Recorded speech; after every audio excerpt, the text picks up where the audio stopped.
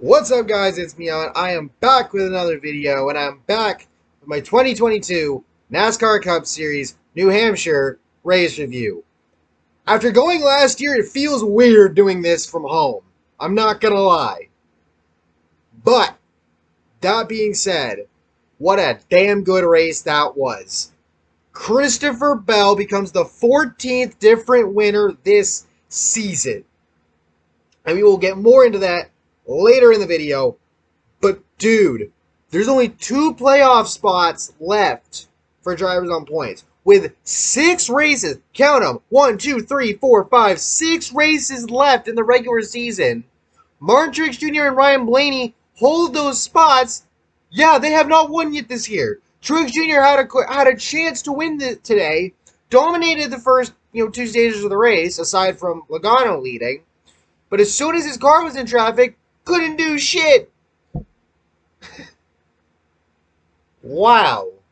What a race, man. So, with all that being said, make sure to drop a like on the video, subscribe to the channel, turn on post notifications so you don't miss out on future videos and streams. Make sure to use the link down below to steal Vendor's random fantasy picks if you have Twitter to get your pick. And make sure to use code ANJJ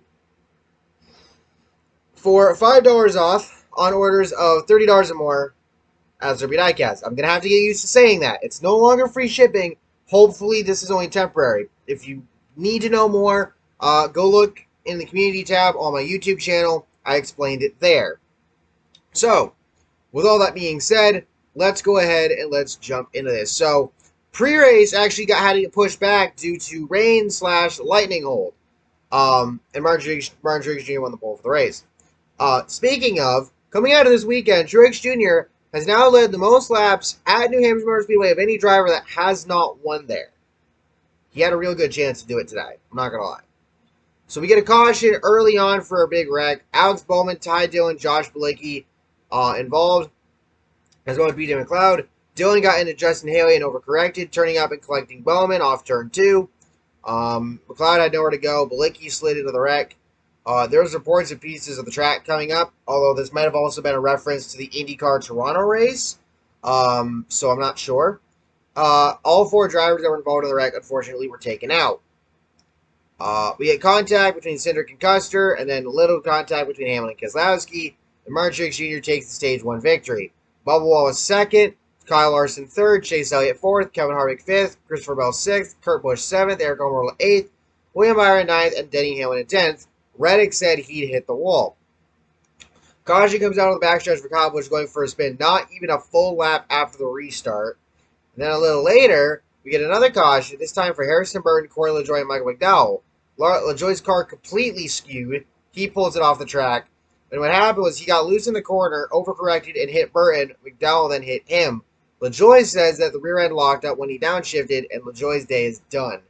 Hamlin reports of having a lot of brake shaking in his car. Wallace reports a little shaking with his brake pedal. Logano, Cindric, and Buescher stay out while everyone else pits. Elliott comes back down a second time, feeling that one of his right side tires wasn't tight enough, so they end up putting on left sides during the second stop, I should say. And he would cut his way through the field. Caution comes out with 76 laps into Stage 2 for a spin by Ryan Blaney in turn 4, makes contact with the outside wall.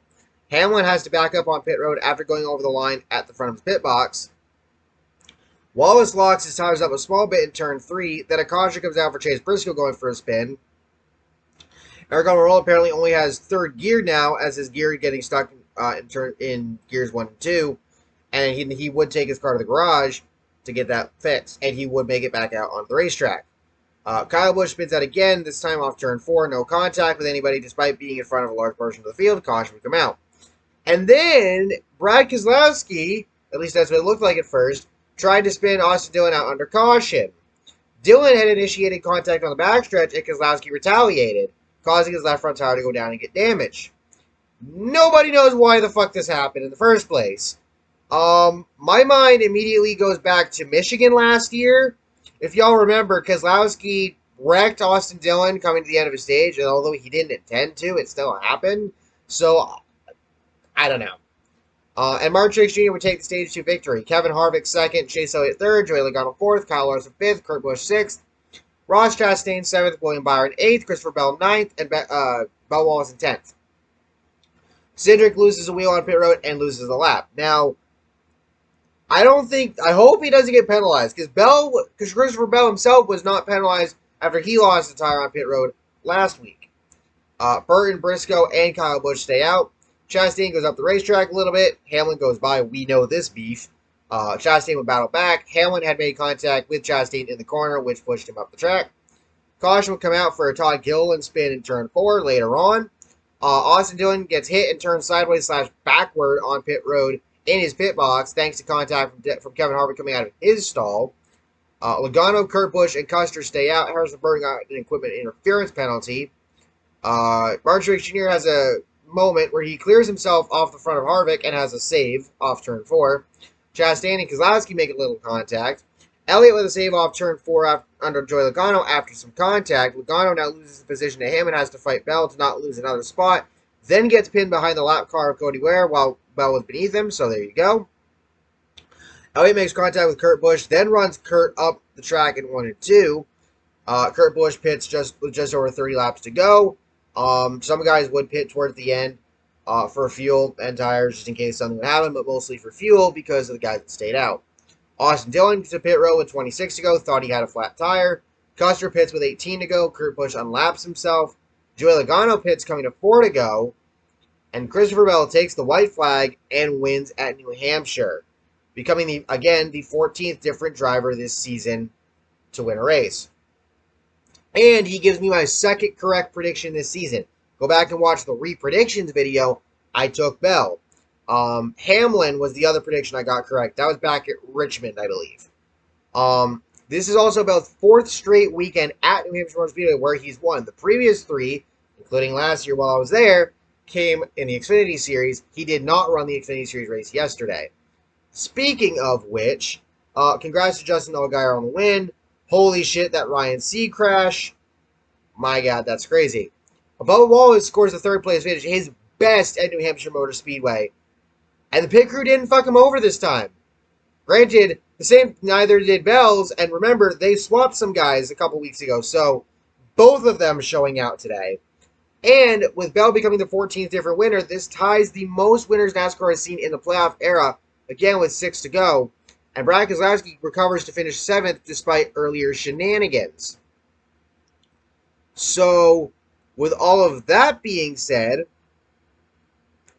now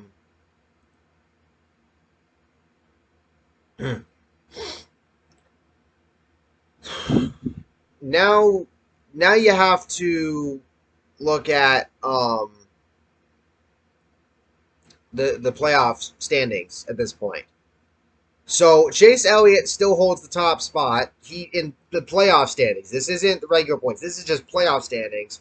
Of course, he does have the 3 wins with his 3rd coming last week. By the way, he's finished 1st or 2nd each of the last 4 weeks. Incredible. Chastain and Byron 2nd and 3rd, respectively. Logano and Hamlin 4th and 5th, respectively, in the playoff standings. Hamlin is so fucking lucky he has 2 wins. Because if he didn't, of the playoff guys right now, he's the lowest in points if you were to take the wins away. And then you have Larson, Kurt Busch, Daniel Suarez, Tyler Reddick, Chase Briscoe, Kyle Busch, Alex Bowman, Austin Cindric, and Christopher Bell in that order among the 1-win drivers, with, again, Blaney and Truex Jr. holding the 2 spots in the standings that without a win. Blaney has 105 points going for him above the cut line. Truex Jr. up 68. Harvick, of course, minus 68. Almirola minus 129. Jones minus 154. Dillon minus 198. Of course, this is all barring inspection, and we saw what happened yesterday with Castle and Gregson both getting DQ'd. So if anything happens in inspection, then this could very well change. Just imagine Bell and Elliott both get DQ'd and Wallace wins the race. That would be insane. And I'd love that. But anyway, with all that being said, that was a damn good race. It really was. And yeah, so once again, congratulations to Christopher Bell. Again, we have 6 different races left to go this season. You have 2 of them being road courses, Indy Road Course and Watkins Glen.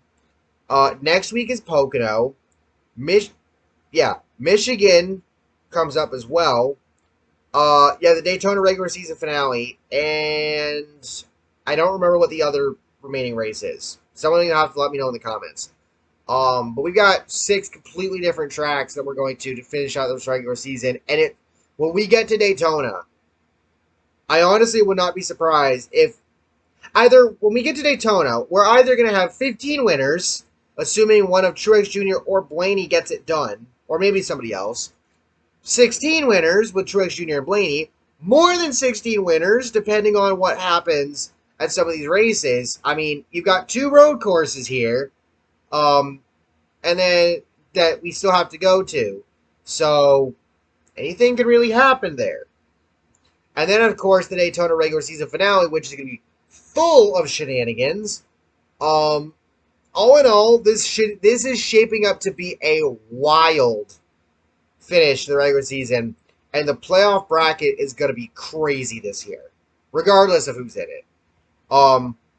If more drivers on the outside looking in right now win, say the likes of Harvick, Almirola, Eric Jones, Austin, the 4 I just mentioned, Bubba Wallace is another one, Buescher, Stenhouse Jr., fucking LaJoy almost won last week and then got wrecked, but we don't talk about that. All in all, there's a chance guys like Truex Jr. and Blaney don't even make it. And if we get more than 16 winners, there is a chance that somebody like Bowman, like Bell, like Cindric might not make it either. So really, points, playoff points, stage points, get them while you can. Especially if you're towards the back of the winner's field of the playoff grid, because you're going to need them if you don't want to be in that last spot going into Daytona, assuming that we have at least 16 winners at that point. But with all that being said, make sure to drop a like on the video once again, subscribe to the channel, turn on post notifications so you don't miss out on future videos and streams. Make sure to use code ANJJ for $5 off on orders of $30 or more at Circuit Diecast. Hopefully that will go back to free shipping in the future. We'll see.